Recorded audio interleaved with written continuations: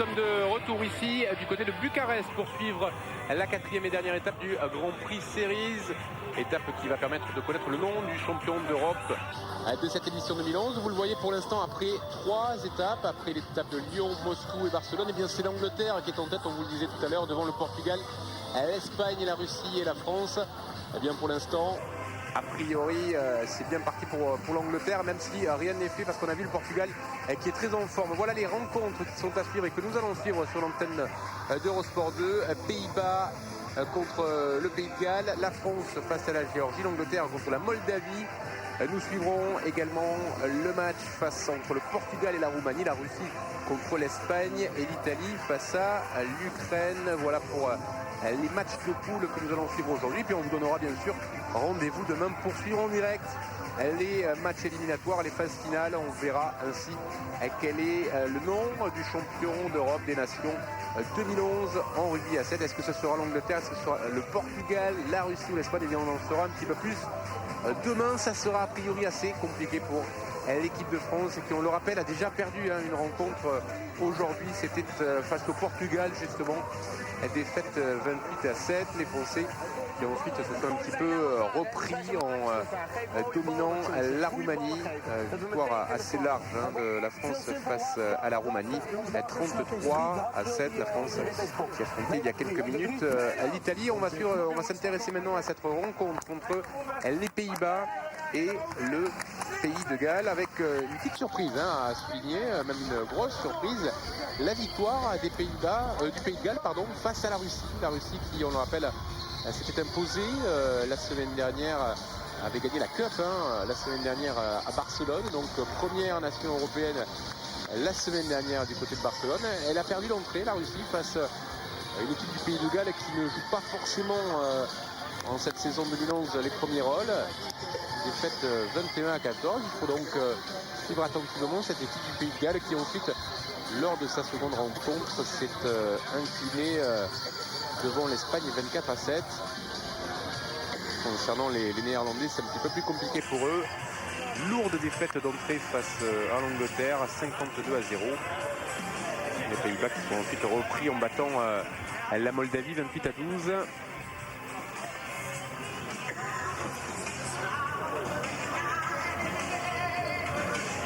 Mais bon voilà, deux nations qui n'ont pas l'habitude forcément de jouer les tout premiers rôles dans ce championnat d'Europe et qui ne peuvent pas espérer décrocher le titre de champion d'Europe à l'issue de ce tournoi de Bucarest.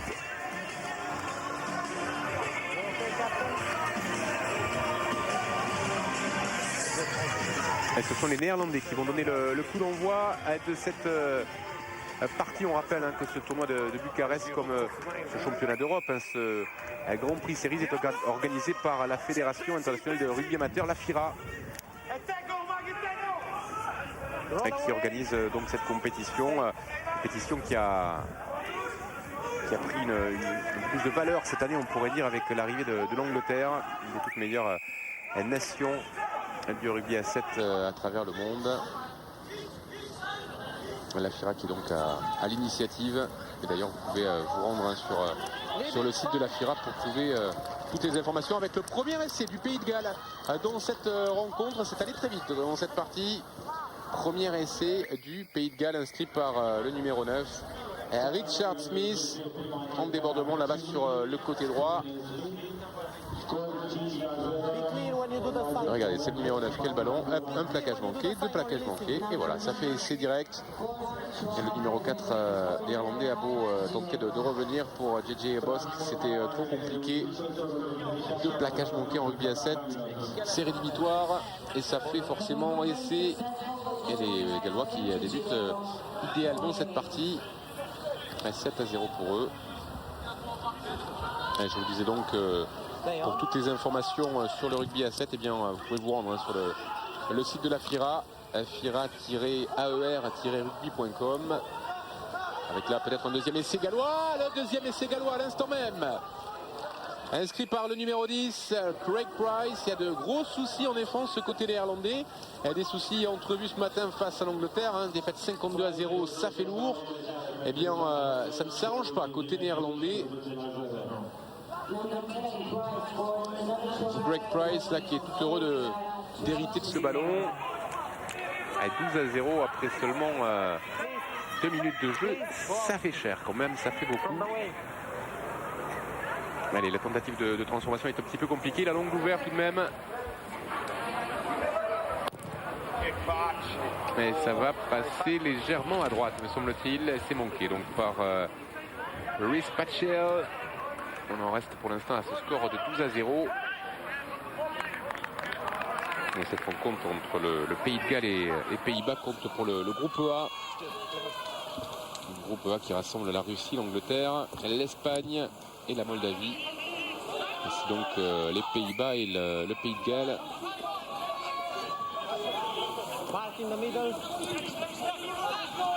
Alors le coup de pied de renvoi a été manqué par les Néerlandais, par les Gallois, pardon, et le ballon pour les Néerlandais.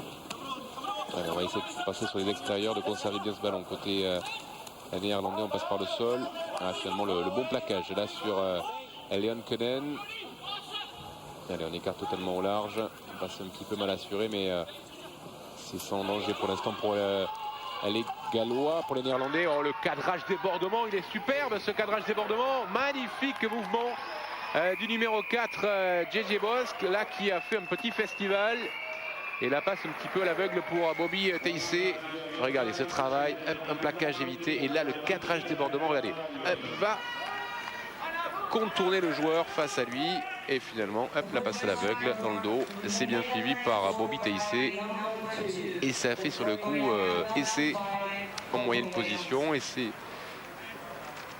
transformation un petit peu compliquée. Non, ça va passer. Ah non, ça passera à côté. Ah, c'est assez étonnant. On va en rester à ce score de 12-5, mais très très beau mouvement du numéro 4, JJ Bosk.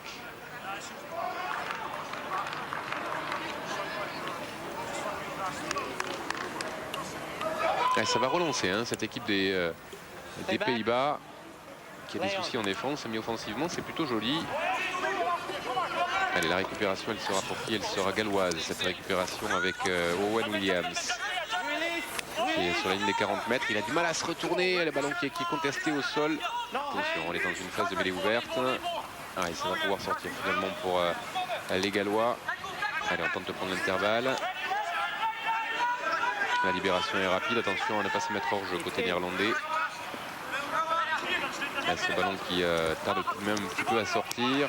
Il y a Luke Williams qui a évité un plaquage, qui peut passer les bras, c'est bien fait. On met du mouvement côté gallois avec Rhys Patchell qui feinte, ça passe, c'est magnifique. C'est exceptionnel ce qu'a fait Rhys Patchell. Il faut dire que la défense néerlandaise là est aux abonnés absentes, mais c'est magnifique hein. Ce mouvement, feinte de passe et il le reprend, il repique sa course et du coup il a piégé le défenseur adverse, son vis-à-vis, regardez, hop, qui du coup a rentré sa course et lui, eh bien, il avait un grand boulevard devant lui. C'est magnifique, Rhys Patchell. Regardez, on va peut-être voir sous cet angle-là comment réagit la défense, voilà, la défense néerlandaise. Et c'est, me semble-t-il, JJ Bosk hein, qui s'est fait piéger sur le coup. Le troisième essai gallois de l'après-midi, transformé en plus par ce même Rhys Patchell à 19-5 sans doute pour le Pays de Galles. Ah oui, je peux pas voir le sourire, c'est joli ce qu'il a fait là. Voilà, 19-5 pour les Gallois. Un peu plus d'une minute de la mi-temps. Bien parti pour cette équipe du Pays de Galles.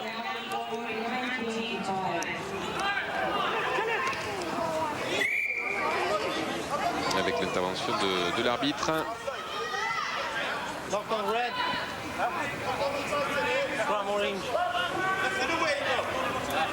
Et pour l'instant, après les 3 premiers tournois, eh bien, le Pays de Galles occupe la 8e place. On rappelle qu'il y a ce sont les 12 meilleures nations hein, qui sont rassemblées dans cette compétition européenne. Et il faut éviter les 2 dernières places qui sont eh bien, qui nous emmènent tout droit en 2e division européenne.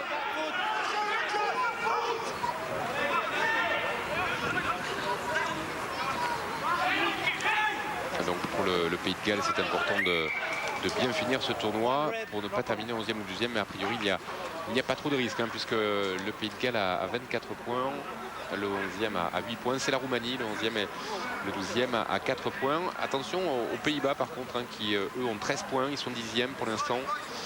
Ils ont 5 points d'avance face à la Roumanie.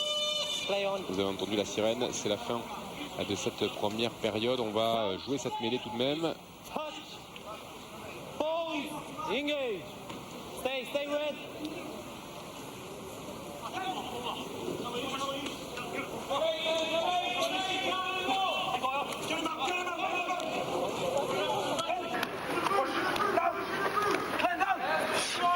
La défense galloise est vraiment bien en place. Elle empêche véritablement cette équipe néerlandaise de déployer son jeu. Et regardez, elle va récupérer le ballon en plus. L'arbitre va laisser jouer cette action malgré le retentissement de la sirène il y a quelques secondes. Voilà, c'est la mi-temps. Mais pour l'instant, assez nette avance du Pays de Galles. 19-5 face aux Pays-Bas.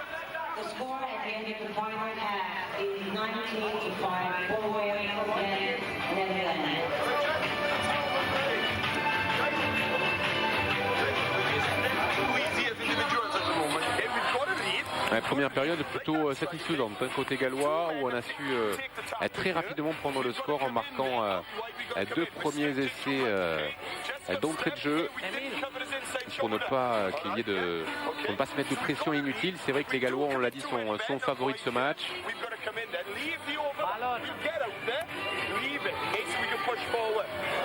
Et on voit le staff qui donne ses consignes côté gallois. 19-5, a priori c'est plutôt bien parti pour cette équipe du Pays de Galles qui aimerait bien peut-être grappiller une petite place au classement général et essayer de se rapprocher de la Géorgie, de l'Italie. Hein. Il y a comme point d'écart entre le Pays de Galles qui pour l'instant est 8e donc avec 24 points. La Géorgie est 7e avec 25 points et l'Italie 6e avec 26 points. Donc le Pays de Galles en cas de bons résultats pourrait peut-être même terminer à la 6e place. Et pour terminer plus haut, ça paraît un petit peu compliqué puisque la France 5e est à 35 points, à 11 points d'avance. L'équipe de France, hein, bien sûr, reste avec nous, hein, qu'on va retrouver juste après ce match. La France qui affrontera la Géorgie. Ah, et ça fait swinger, hein, cette musique.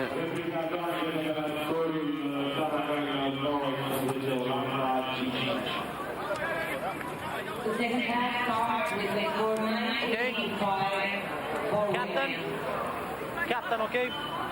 Allez, le coup d'envoi de cette seconde période. Le Pays de Galles est pour l'instant largement en tête et va tenter d'accroître un petit peu plus son avance. Le coup de pied de renvoi a été manqué d'entrée par le Gallois et qu'il effectuait, le demi-ouverture gallois qui l'effectuait. Ça va être un ballon rendu aux Néerlandais. Ça va peut-être donner un petit peu l'espoir à cette équipe néerlandaise. Allez, on va tenter de prendre le cœur du terrain. Ah oui, avec JJ Bosk, lui, c'est le véritable poison, hein, de cette équipe néerlandaise. On écarte là-bas sur le côté droit avec Tubal-Tink. On retrouve JJ Bosk qui change totalement le jeu pour Glenn Mollens. Ah oui, il est passé Glenn Mollens. Et ça va faire essai côté néerlandais. Il va y arriver. Magnifique essai côté néerlandais au centre du terrain. On a sans doute vu, hein, sur la vidéo qu'il y avait aussi peut-être après un ou deux temps de jeu un souci au niveau de la défense au centre du terrain, parce que c'est vrai que sur les extérieurs c'est assez dur de passer, hein. On s'aperçoit côté gallois, mais là Glenn Mollens, magnifique perforation, il parvient à trouer cette défense galloise.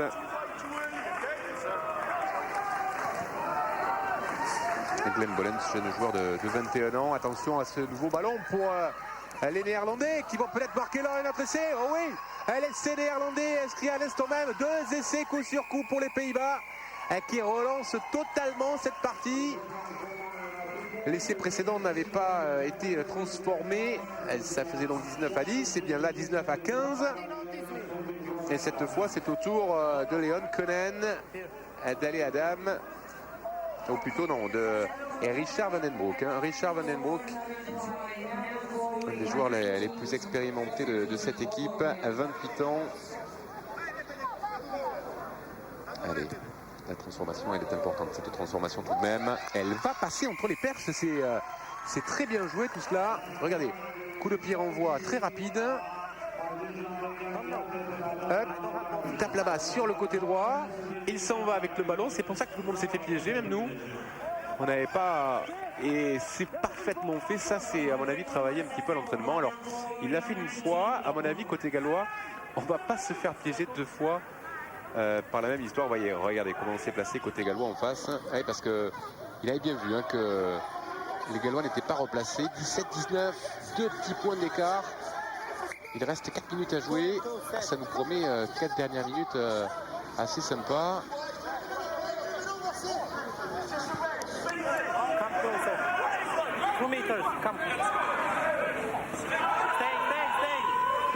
Allez, les Gallois qui sont, les Néerlandais qui sont une nouvelle fois à l'initiative. C'est eux qui finissent fort dans cette partie. Avec Dirk Danen là-bas, ouais, c'est bien fait. On retrouve une nouvelle fois Richard Van Den Broek qui va pouvoir donner l'essai néerlandais, oui. L'essai néerlandais, écoutez le cri de joie du staff et de toute l'équipe. C'est Glenn Bollens qui va marquer là-bas en coin. 3e essai en l'espace de 3 minutes. C'est exceptionnel ce que font les Néerlandais. La puissance de Glenn Bollens qui évite le plaquage gallois. La bonne passe d'abord pour de Leon Konen qui va retrouver Richard Van Den Broek et là-bas qui peut offrir sur l'extérieur, retrouver son puissant partenaire Glenn Bollens qui va tout en puissance et bien offrir un 4e essai à ses partenaires.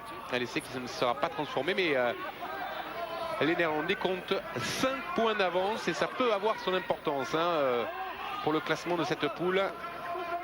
On rappelle tout de même que le Pays de Galles avait battu la Russie ce matin. Imaginez-vous un petit peu que si les toutes meilleures nations européennes, la Russie qui a gagné à Barcelone le week-end dernier, les Gallois qui menaient 19-5 à la pause, on se disait que pour eux c'était ça allait être plutôt tranquille dans cette seconde période. Et bien là ils se sont fait piéger à 3 reprises. Ils sont menés au score maintenant.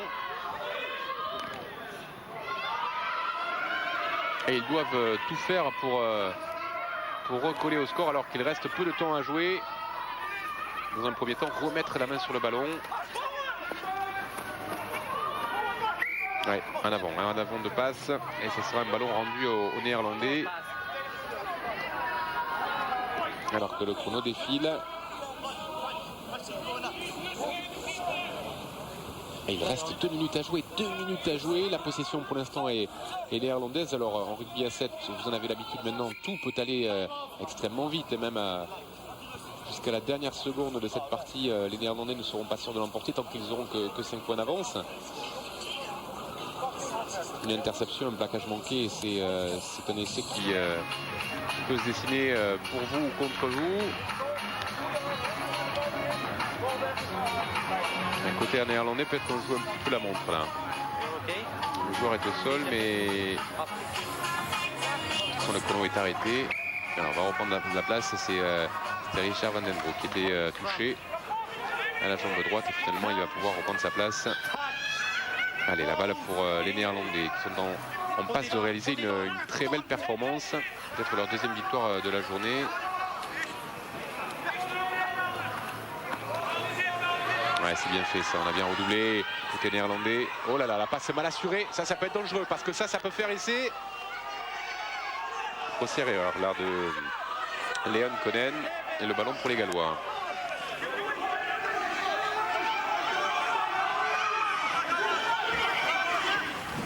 Allez, on va écarter la balle jusqu'à l'aile en tente de trouver du soutien, de surtout de déstabiliser la défense néerlandaise. C'est bien fait ce jeu au pied là, attention, le rebond peut tromper. JJ Bosk, ballon peut-être récupéré là l'avant, commis par Greg Price. Et le ballon rendu aux Néerlandais, mais on sent que c'est dur pour nos amis néerlandais qui commencent à marquer le coup un petit peu physiquement.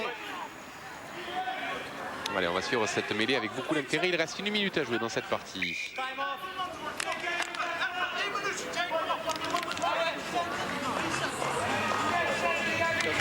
Et on procède un petit peu de turnover côté néerlandais justement pour ces dernières secondes avec l'entrée en jeu de Nicky Verhoeven. Alors ce ballon en mêlée, je peux vous dire que la poussée à mon avis va être galloise pour eux, c'est déterminant de déjà récupérer le contrôle de la balle. Voilà, vous voyez la poussée est galloise, mais les Néerlandais qui parviennent à conserver le contrôle de la balle, tant bien que mal. Il y a Leon Konen qui est passé par le sol. Le ballon qui est contesté, mais côté néerlandais, on prend le temps de le sortir proprement. Attention à ne pas prendre de risques. Ah oui, GG Bosk, là, il s'est débarrassé un petit peu du ballon sous la pression. Ah, c'est peut-être pas la meilleure solution hein, qu'il ait choisi là. Ça va faire une touche avantage avec lancé plutôt au Pays de Galles.